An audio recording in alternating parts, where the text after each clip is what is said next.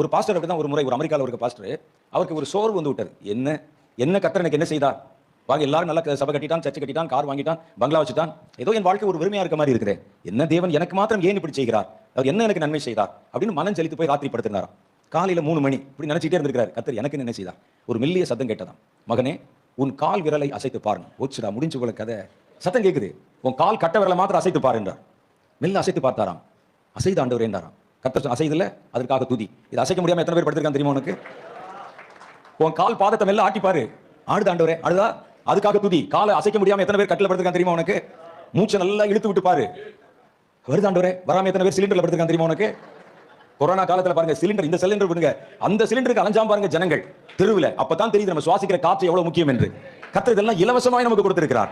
இலவசமா நமக்கு கொடுத்திருக்கிறார். உன் காலை அசை வச்சிருக்கிறேன், கையை அசை வச்சிருக்கிறேன், கை தட்ட முடியுது, நாக்கு பேச முடியுது, கண்ணு பார்க்க முடியுது, துதி. அது இல்லாம எத்தனை பேர் படுத்திருக்காங்க?